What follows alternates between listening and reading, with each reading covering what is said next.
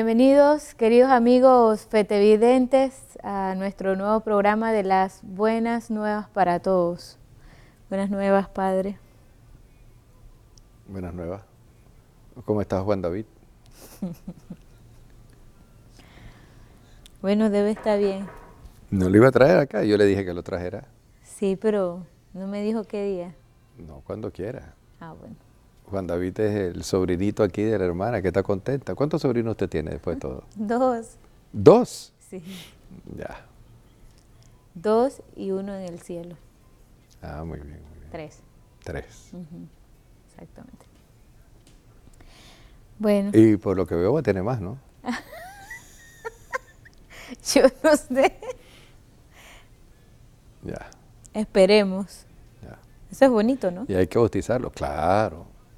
Bautizarlos antes de Adviento. En Adviento no se debe bautizar. El Adviento debe ser una preparación para los sacramentos. Sí, hay que bautizarlo. Bueno, usted me dice, pues estamos a la orden. Gracias. Dice la Santa Madre Iglesia que los niños hay que bautizarlos en las primeras semanas de nacido. Catecismo, Qué bonito. el Código de Derecho, ajá, Pero lastimosamente no es así. sí. Bueno, todo esto forma parte de los tiempos que vivimos. Exacto. Todo esto. Y bueno, nosotros seguimos con nuestros programas Tras las Huellas de Jesús y en esta ocasión queremos platicar la experiencia que tuvimos en el Getsemaní. Fue un lugar también muy importante, clave en la peregrinación que estuvimos en Tierra Santa, ¿no? Ujú. Sí, porque algunos dicen que yo no la dejo hablar, hable. Ay. Es que no, es que ve, el problema es que ella se queda ahí y entonces yo tengo que seguir. Siga. Pero es que usted que hace el programa, yo soy la presentadora. Ya. Ajá, yo presento, si tengo que preguntar, pregunto. Bueno, déjale pues, presente y pregunte. Pero ya lo presenté. No, cuéntenos su experiencia en el Getsemaní. Celebramos la misa. Celebramos la Eucaristía en el Getsemaní sin esperarlo. Llegamos, eso preguntamos si podíamos celebrar la misa. Sí, sí, cómo no, celebre. Primero íbamos por una hora santa. Y entonces íbamos por una hora santa, Ajá. pero la cambiaron. No sé, ahí la custodia de Tierra Santa va cambiando las cosas, ¿no? Sí. Antes se podía tener la hora santa en el Getsemaní y ese es el lugar propicio. De hecho, la hay los jueves, una hora santa de adoración. Todos los jueves. Debiera haber todos los días hora santa en el Getsemaní, todos los días, porque ahí fue donde Jesús pidió a sus discípulos que oraran con él y después en las revelaciones de Santa Margarita María Lacoque en Pará el Demonial, Jesús quiso instituir en su iglesia la hora santa para reparar la desidia de sus discípulos que no pudieron orar con él al menos una hora. Entonces el mismo Señor instituye la hora santa los jueves de 11 de la noche a 12 medianoche para reparar la desidia de sus discípulos en el Getsemaní que les pidió que oraran con él.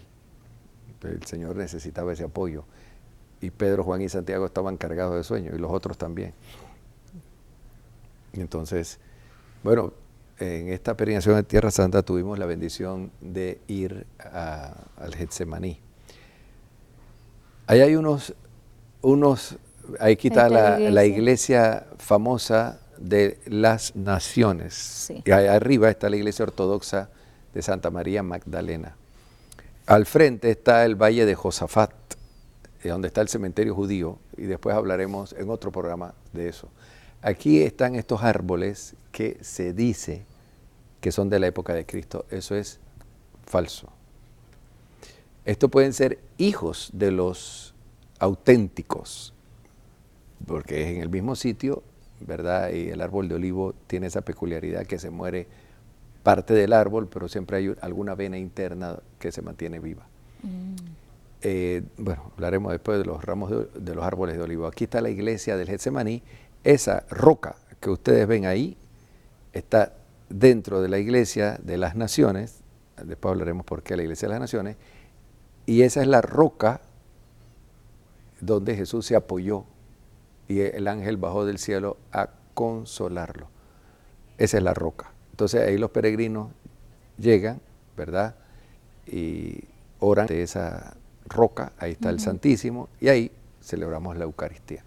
Esta iglesia se llama Iglesia de las Naciones porque la custodia franciscana pidió la colaboración a algunas naciones, a algunos gobiernos, y fueron 12 naciones que dieron el aporte para construir esa iglesia.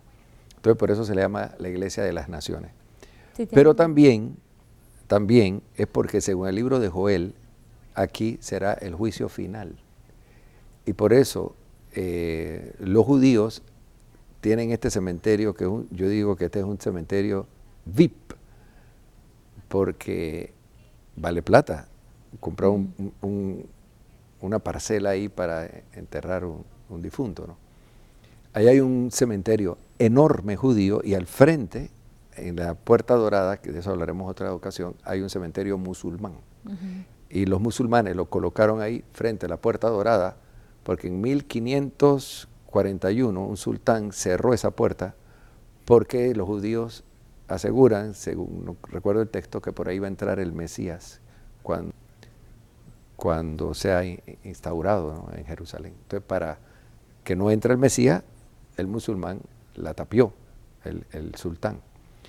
Y además colocaron un cementerio musulmán debajo porque el judío no puede caminar por un cementerio porque es un lugar impuro.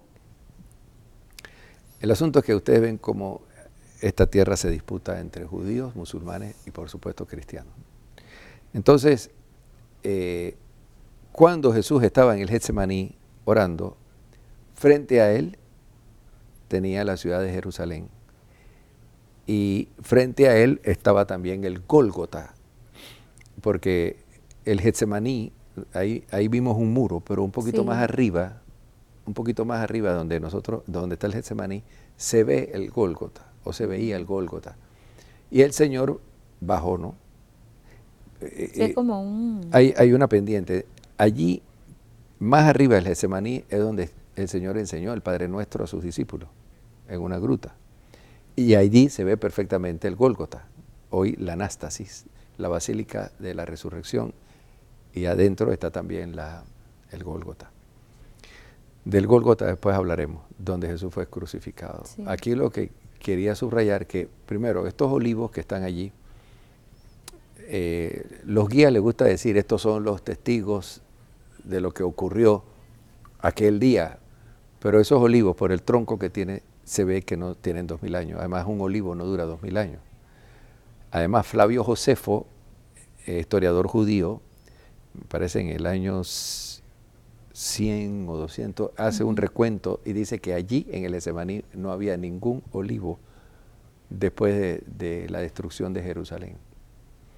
Entonces, ese es otro documento. Ahora, lo que sí nos consta es que en ese sitio, allí donde nosotros estuvimos, allí fue el episodio del Getsemaní, donde Jesús viene tomado preso por Judas y la patrulla, la cohorte romana. De hecho, también se visualiza desde ahí la casa de Caifás. Desde ahí se ve la casa de Caifás, donde después fue fue juzgado y lo dejan allá. Pero ahí, mira, hay 3 lugares en este sitio. Nosotros visitamos 2, donde están los olivos, que son icónicos, porque estos olivos al menos tienen más de 1000 años, eso sí. Y está la roca, porque el Señor dejó a los apóstoles orando en un sitio y Él se fue aparte, un tiro de piedra, dice los evangelios, a orar. Y estaba Pedro, Juan y Santiago, y después estaban los otros discípulos más atrás. Según la tradición, cuando Jesús viene tomado preso, fue tomado preso precisamente donde estaba la gruta. Ese lugar no lo visitamos. Eso está en la entrada del Getsemaní. Está la gruta donde antiguamente estaba el molino para aplastar las aceitunas y sacar el aceite. Getsemaní significa aplastar el fruto. Entonces había unas piedras de molino enormes ¿verdad?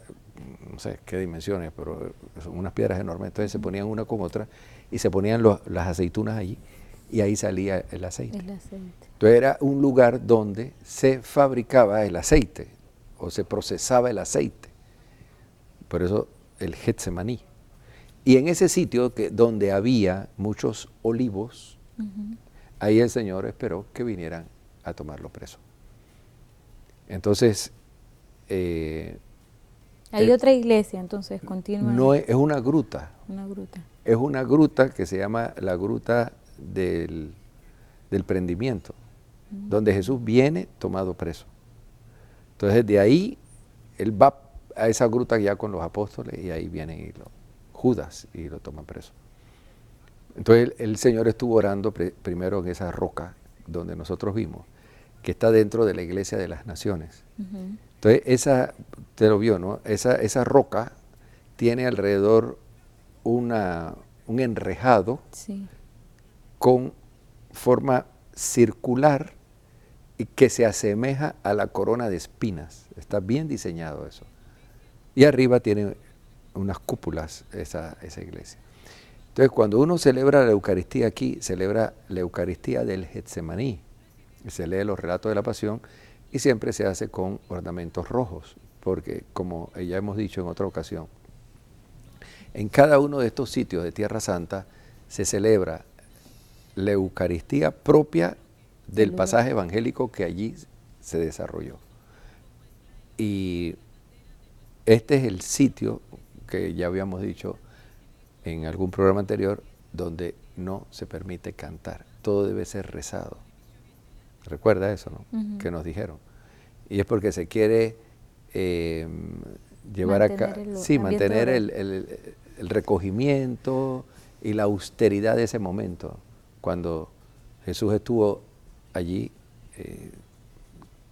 pasando ese momento de tormento, ¿verdad? Que dice el Evangelio de Lucas que su sudor se convirtió en gotas espesas de sangre.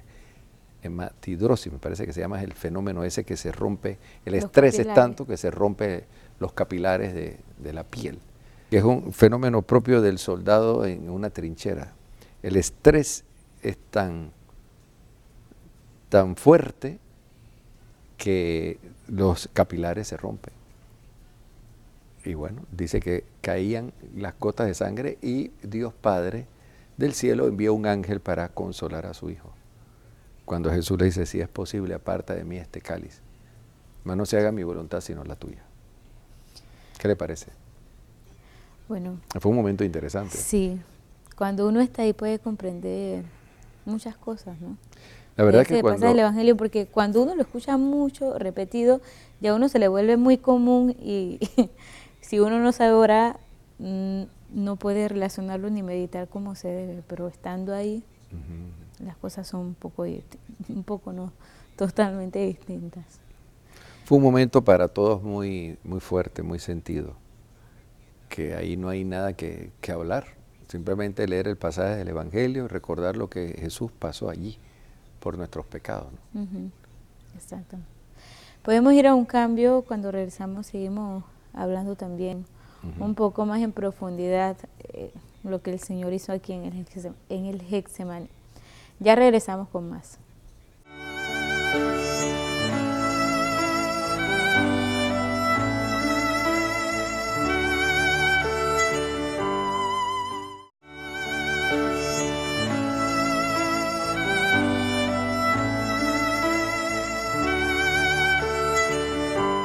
Seguimos de vuelta con más, queridos amigos. Hoy pues mostrando algunas imágenes del Getsemaní. Bueno, en esta ocasión, una ocasión más donde el Señor llama a Pedro, Santiago y Juan, ¿no? Preguntaría por qué, y casi en los pasajes donde hay algún momento importante, algún momento culmen de su vida, de su pasaje, siempre están Pedro y Santiago y Juan. Entonces... Sí, encontramos a estos tres apóstoles también en el Tabor, Pedro, Santiago y Juan. Los encontramos en el Getsemaní. Los encontramos también que son los que eventualmente le hacen preguntas y consultas al Señor, ¿no? Pedro, la cabeza de la iglesia, vemos que Pedro en el Evangelio interactúa mucho con Jesús, y Juan, el discípulo amado, también estos están muy cerca del Señor en la última cena, Pedro, Juan y Santiago. Y también están mencionados en los relatos de la resurrección. Pedro, Juan y Santiago son el círculo cero, podríamos decir, del Señor. Son los discípulos amados del Señor. Y eran considerados en la primitiva iglesia, como bien destaca el apóstol Pablo en sus cartas, las columnas de la iglesia. O sea, la iglesia primitiva tenía 3 columnas, y esto lo toman muy en serio los ortodoxos, porque los ortodoxos dicen que Pedro no era la columna, sino los 3.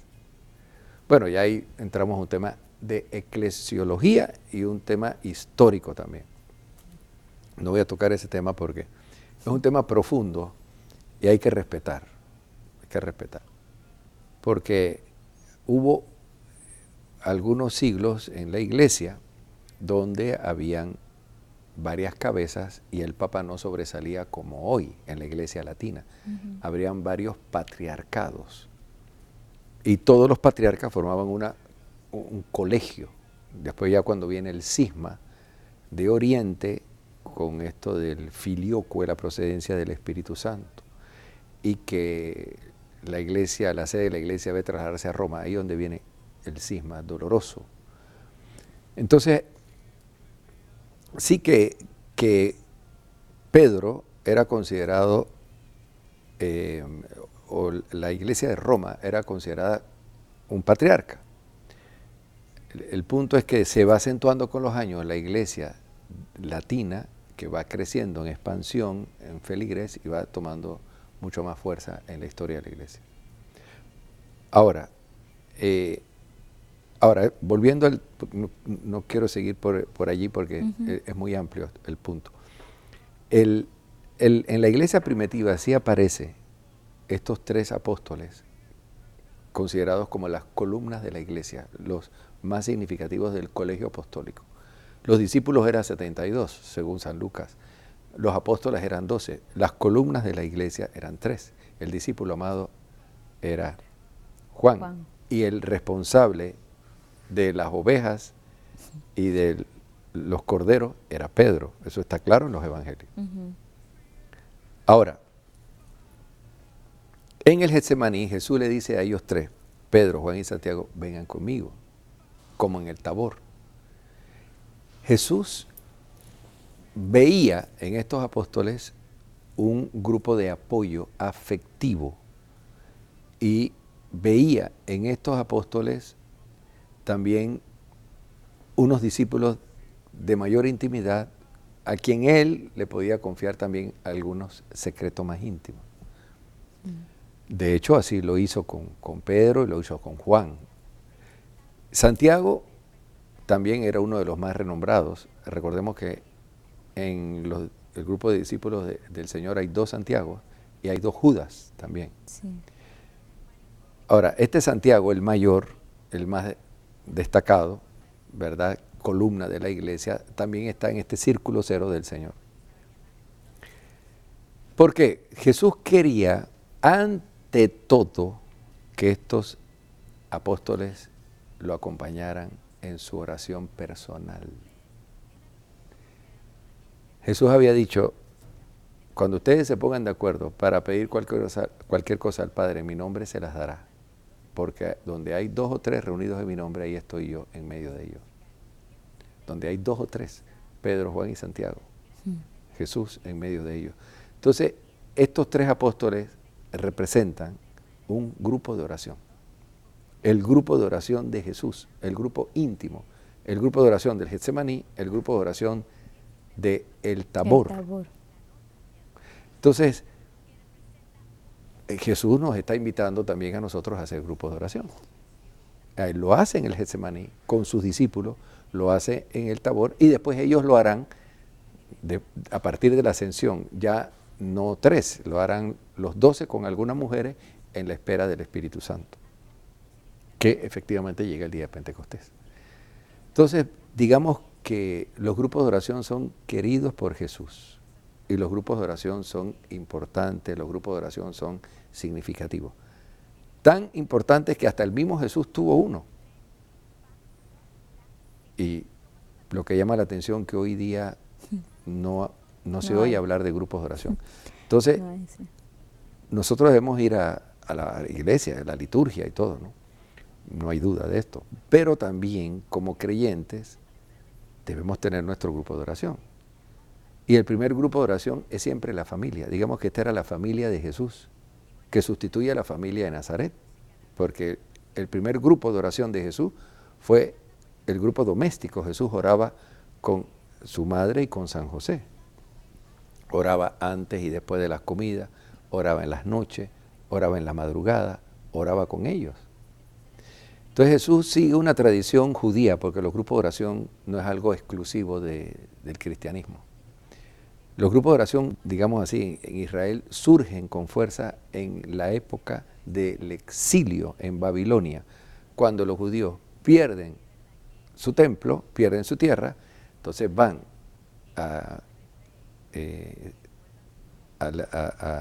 al exilio en Babilonia, y entonces allí comienzan a hacer grupos de oración en las casas, con sus cítaras, con sus cantos, con textos de la Escritura, y ese es el origen de las sinagogas. Entonces, tienen esos grupos de oración en casa, y cuando, después de 70 años de estar en el exilio, regresan a la tierra prometida, crean ya esos grupos de oración en lo que llaman las sinagogas, ya fuera de la casa. Sí.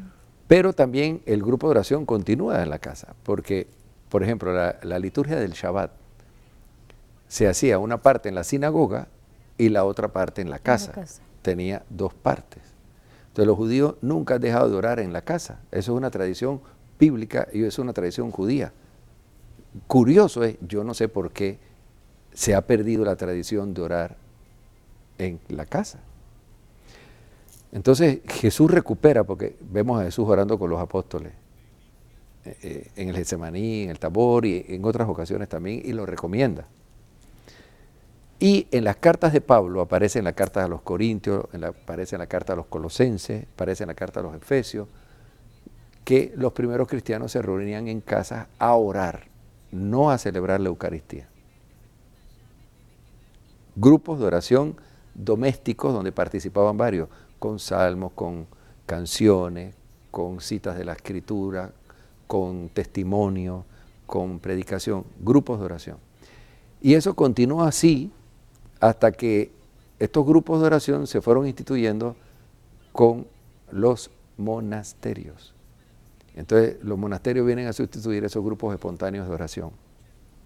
Y entonces los laicos y los campesinos, y en las urbes también la gente iba a escuchar a los monjes a orar y se perdió la espontaneidad. Con la renovación carismática, en los años 67 por ahí, surgen grupos de oración, pero también hay muchas expresiones, no solo en la renovación carismática, la Legión de María y muchos otros que el Espíritu Santo suscita ese deseo de orar. Y también en la época del Padre Pío, más de 100.000 personas fueron a despedir al Padre Pío que eran miembros de grupos de oración. Y el Padre Pío impulsó el apostolado de grupos de oración. Y ahora con las apariciones de Medjugorje, que son ciertas, y la Iglesia las ha confirmado, no ha dicho hasta qué día la Virgen se aparece, pero ha aprobado el culto a la Virgen en Medjugorje. Se va a hacer un gran santuario y se está renovando toda la aldea. Y yo me hago responsable de lo que estoy diciendo, ¿verdad? Porque si no, Monseñor José, delegado del Papa, no hablara como habla y todos estos cardenales y obispos no fueran allá. Entonces, la Virgen, desde el año 81, ha estado hablando que es necesario formar grupos de oración. Y ha dicho que el primer grupo de oración es la familia, que los padres se reúnan con sus hijos a orar, con el rosario, los salmos, con la Biblia. Y también ha hablado de los grupos domésticos entre amigos. Bueno, justamente, ¿verdad? Mañana vamos a hablar de eso en la Atenea. Cómo se hace un grupo de oración, cómo tener un grupo de oración, cuáles son las bases de un grupo de oración, por qué son importantes los grupos de oración ante lo que estamos viviendo hoy día, porque la fe hay que protegerla y la Virgen ha dicho que ante todo lo que está pasando en el mundo, tenemos que volver a la oración comunitaria. Entonces no es lo mismo que uno ore solo, que oren 2 o 3, porque eso lo dice Jesús, eso tiene una base bíblica. Cuando ustedes se pongan de acuerdo para pedir cualquier cosa al Padre, se las dará. Porque donde hay 2 o 3 reunidos en mi nombre, estoy yo en medio de ellos. Entonces hay que ponerse de acuerdo. Y los grupos de oración es eso. Nos ponemos de acuerdo para pedirle algo al Padre en concreto. Y vemos en los Hechos de los Apóstoles cómo los apóstoles se reunieron en un grupo de oración 10 días esperando al Espíritu Santo.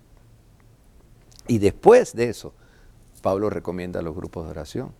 Cornelio tiene un grupo de oración en su casa. Y bueno, los apóstoles siempre oraban en grupo, ¿no? Entonces es importante la oración en comunidad. Y los grupos de oración no es que yo me reúno solo a rezar el rosario. Los grupos de oración, cuando están caminando, forman una auténtica comunidad de vida cristiana a través de la oración. Sí, una pregunta, ¿los grupos de oración deben tener un objetivo, una misión, deben tener bueno, el catecismo, algún apostolado donde primero, realizar el catecismo de la Iglesia Católica dice que los grupos de oración son escuelas de oración y acicates de la renovación de la Iglesia.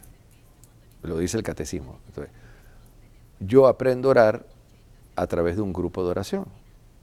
Primero, el grupo de oración es una punta de lanza para la renovación espiritual de la Iglesia. Tercero, el grupo de oración me ayuda a mí a crecer en la fe y el grupo de oración me hace a mí desarrollar una escuela de fraternidad. Yo aprendo a amar, a convivir con otros, porque hay gente que no quiere relacionarse con nadie y quiere vivir su fe, ¿verdad? Como un claustro en su familia, no tengo nada que ver con nadie. Bueno, así no va el paraíso tampoco, en el paraíso estamos todos juntos. Claro. Entonces el grupo de oración me enseña a vivir en fraternidad. Y por otro lado, el grupo de oración me protege, tengo una coraza ante los ataques del diablo. La fe se fortalece, se hace firme cuando estamos unidos con otros. Y a través del grupo de oración uno estudia la Biblia, lee la Biblia. Entonces el grupo de oración, todos tienen que ir con la Biblia y leer el Evangelio y meditarlo. Entonces el grupo de oración me ayuda también a conocer la Sagrada Escritura. Y por otro lado, el grupo de oración le ayuda a María en sus propósitos, ¿no? Porque la Virgen quiere construir un mundo nuevo, y yo esto lo digo, no podemos comparar Fátima con Medjugorje. Cada santuario tiene un carisma particular. Lourdes es un santuario de esperanza para los enfermos, para los tristes, los agobiados. Un santuario de sanación. Fátima, hay un mensaje al mundo frente al ateísmo, frente a la masonería, frente al comunismo, frente a la Segunda Guerra Mundial. La Virgen pide el primer sábado del mes, eso es un mensaje actual. Medjugorje es otra cosa. Medjugorje es una escuela de santidad y una escuela de oración para los tiempos que estamos viviendo.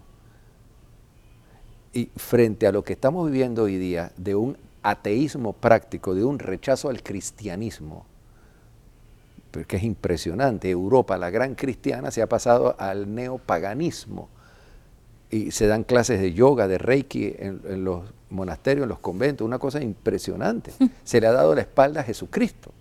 Entonces, frente a esta apostasía de la fe que está viviendo Europa, y frente a esta dictadura del relativismo y de la ideología de género, y de todas estas cosas raras que hay, Dios nos está ayudando a través de una intercesión extraordinaria de la Virgen apareciéndose todos los días.